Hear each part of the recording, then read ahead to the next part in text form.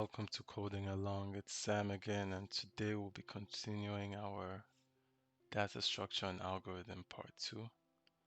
And as we said in the first part 1, today is going to be about big O notation and time complexity.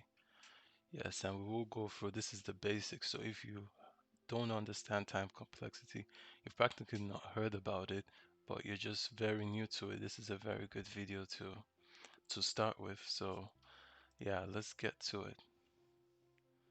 So the first thing we should deal with is the common misunderstandings of time complexity. Like, where do people get stuck, or where do people like not understand? Because that's the thing with this topic. A lot of people have different understandings of it, and that normally causes confusion because they don't really get what it actually means and why we use time complexity and why it's so important in programming. So time complexity is the time taken by an algorithm to solve a problem. This is a number one mistake that a lot of people have because they think this is right, and I have to tell you, if you think time complexity is the time taken by an algorithm to solve a problem, then it's totally wrong, and there's nothing wrong about not knowing it or not understanding it, but this is not right. And in this series, we're going to talk about why it's not right. We're going to discuss that here. So I have a question I'm going to ask. This is going to help with the understanding of why time complexity is not the time it takes for an algorithm to solve a problem, or to, to how fast the algorithm is. If we have a problem P and we solve this problem with two algorithms, because in the last video we talked about how we can have multiple algorithms to solve the same problem.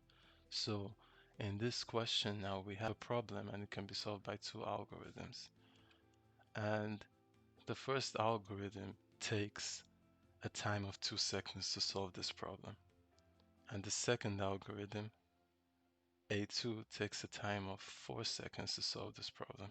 If I tell you now that A1 is obviously less than A2, so the first algorithm takes less time to solve than the second algorithm. If I ask you that, is that algorithm, is A1 better than A2 in terms of time complexity? If I make this statement, is it right or wrong? It's totally wrong. Saying that A1 is better than A2 just because A1 takes less time to solve the same problem than that A2 takes doesn't mean that A2 or A1 is a better algorithm. Doesn't mean A1 is better in terms of time complexity, because there are other factors that we have to consider in this. And these multiple factors are what we're going to discuss now because they're really important, and these are the misunderstandings that we talked about earlier that a lot of people have when it comes to time complexity. It's because they don't take these factors into consideration, and it's essential to understand time complexity and to be able to solve time complexity problems and to be able to give or state the time complexity of an algorithm, to understand these factors and to make sure that when you're taking the time complexity, that you put these factors into consideration. And the number one factor is the operating system. So for example, why this is so important is that when you create an algorithm, you can't tell me that, oh, this algorithm runs very fast on Linux or it runs very fast on Mac, but when you put the same algorithm in a Windows computer and you tell me that the algorithm is slower, that cannot happen because when it comes to time complexity and you have an algorithm, it should be the same time. It should have the same time as a Linux or a Windows or a Mac computer. So this is very important, and this is one of the mistakes that a lot of people do make, is that they don't put this into consideration. So when we're dealing with time complexity, it has to be independent of operating system. So that means the operating system should not matter when we're dealing with time complexity. So the second one is programming language, because we do know that a lot of, especially in competitive programming, a lot of them use C++ and they use Java. And why do they use these languages? Because these languages execute or run and programs faster. So when we're dealing with time complexity, you can't tell someone that, oh, you have an algorithm and it runs very fast C++ or it runs very fast on Java, but when you put it in Python or Scala, then it's very slow. No, when we're dealing with time complexity, it should be the same when it comes to Java, it comes to C++, it comes to Python. It should be independent of those languages. That means those languages shouldn't affect your time complexity. That those languages shouldn't affect the speed of that algorithm based on the time complexity. So this is another thing to this is another factor to remember and put into consideration. The third is also having multiple programs running at the same time. You know, when you're using your computer, you can have PyCharm being on and some other programs being on. So that shouldn't affect the time complexity of your algorithm. It should not. So this also should be independent of how many programs are being run at the same time on that computer. So with all this into consideration, so now what is the definition of time complexity? Because we have talked a lot about what time complexity is not, the misunderstanding of time complexity, how people misunderstand it and define it wrong, because that's something you have to understand what it really genuinely means. And that's what we're going to discuss right now. So, whenever we discuss time complexity, it should be independent of the programming language, should be independent of the operating system, should be independent of how many programs are being run on that particular computer at that particular time. So, with all this into consideration, we define time complexity as how the actual number of operations depend on the input size. Or another way to say it is how the time it takes to run your function grows as the input size of your function grows. So if the actual number of operations that I'm doing is independent of the input size, we say the time complexity is constant. And we can see it here. This is what its constant time complexity looks like on a graph. And we will discuss it. We'll have examples about this. So yes, if you don't really understand what this means, it's totally okay. It's totally normal. We are going to go through this in this series. And also another one is if the number of operations you are doing or I am doing is proportional to the input size, we say the time complexity is linear. And here is the linear time complexity on a graph. So you can see here we're going to use JavaScript, but as we said, time complexity doesn't care about programming language. So you can use Python, you can use um, Scala, you can use C++, but in this exercise, we'll be using JavaScript. So we initialize a variable called n. It's going to be our input. And we have a function here called given number. It takes n as its input. And then we console.log hello guys. So this is us just basically printing. This is how you print in JavaScript, console.log. And we close the function and call the function outside it. And we call it with an input 5. So now when dealing with time complexity, we're checking how the input size, how it affects the number of operations we perform in the function, and how when the input size increases, how the number of operations increases too with it. So that's how we define time complexity, and that's what we're going to find out in this function here. So now we can see here that the n here, we start at if n equals 0. If n equals 0 here, the print, which is the console.log here, it prints hello guys once. If n equals 100, how many times does it print hello guys? It prints it once. If n equals 10,000, it prints the same hello guys once. So we can see a pattern here. If n is a million, a trillion, it's still going to print the hello guys once. So we can see now the relationship between the input size, how the input size is growing, and how the operations or number of operations we're performing in that function is growing. So in this case, the input size grows. If it grows to even a million or a billion, the the number of operations stays constant. So in this exercise, based on that, we can say that the number of operations is independent of the input size. That is that is being passed into the function. So it's independent. It doesn't matter if it's a billion, a trillion, zero, hundred, one, two. The number of operations, the printing that we're doing in this function is going to be only printed once. The time complexity is constant. And this is how you write a time complexity that is constant. We say O of 1. That means basically no matter what the input size is, it's going to print once. It's going to the operation is going to be once. So what does this mean? This O here, because we have big of O, we have small of O, we have medium of O, and yeah, I don't want to go too deep into this O, but in this case here, what we're using it for is just a way to describe our time complexity.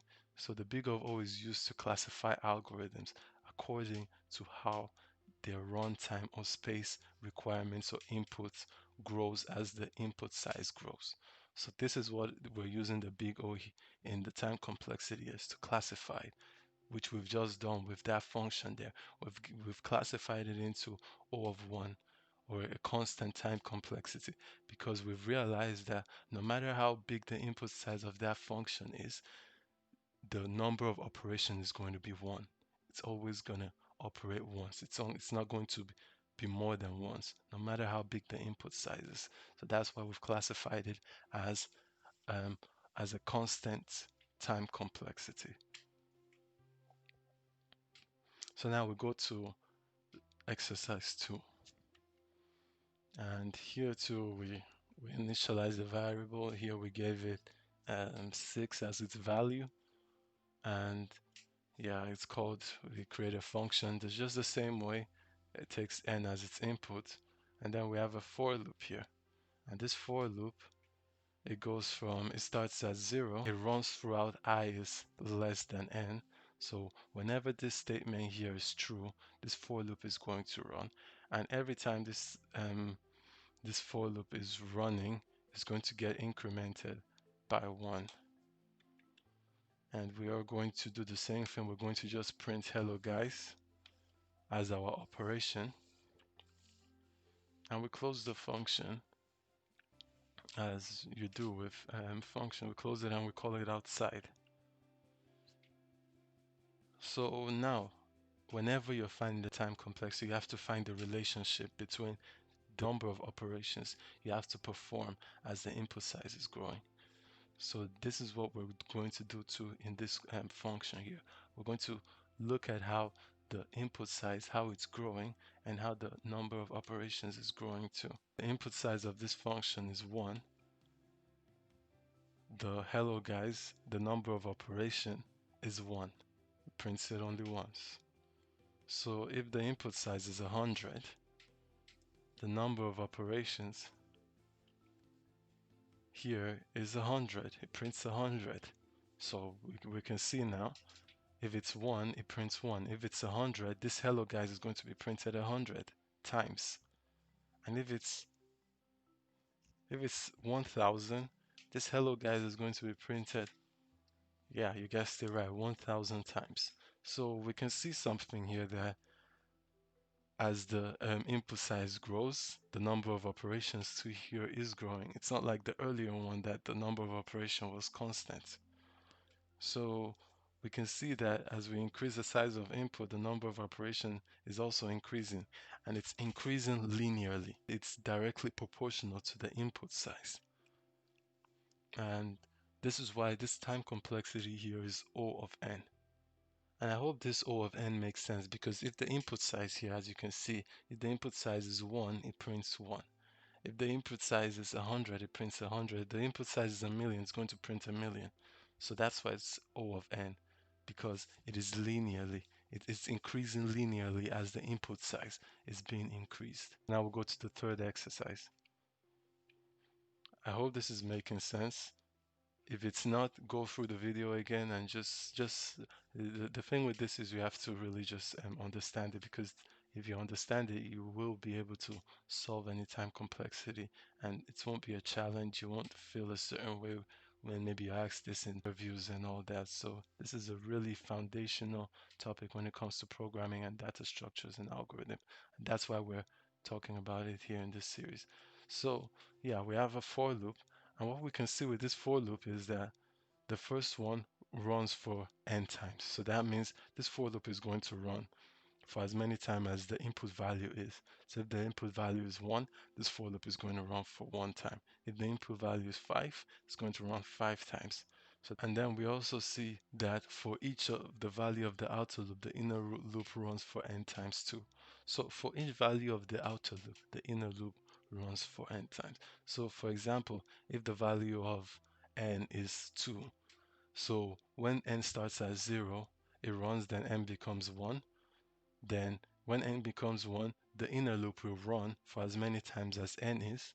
So in that case, if it, as we're talking about 2 here, it's going to run 2 times and then go out again, and then the outer loop is going to run till it's n2. So we're seeing a pattern here. The outer loop runs for n times and the inner loop runs for n times 2. For each value of the outer loop, the inner loop runs for n times. Whenever we're given a problem and we have to find the time complexity, we find how when we increase the input size, how does the number of operations increase? This is the basis of it. This is the foundation of it. So now we see that the input size here is 1 and the hello guys gets printed once. If the input size is 2, the hello guys gets printed 4 times. So I hope we're seeing a pattern here, but let's check another one. If the input size is 4, the hello guys gets printed 16 times. And if the input size is 100, the hello guys gets printed, 10,000 times.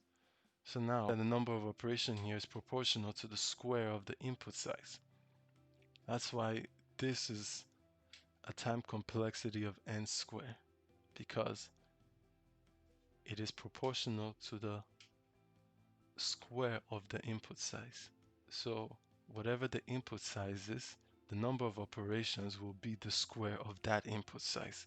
So that's why this time complexity is n squared. So I hope this makes sense. It's very logical. The next tutorial from this series will be recursion. So give a thumbs up if you enjoyed the video and subscribe if you like content like this.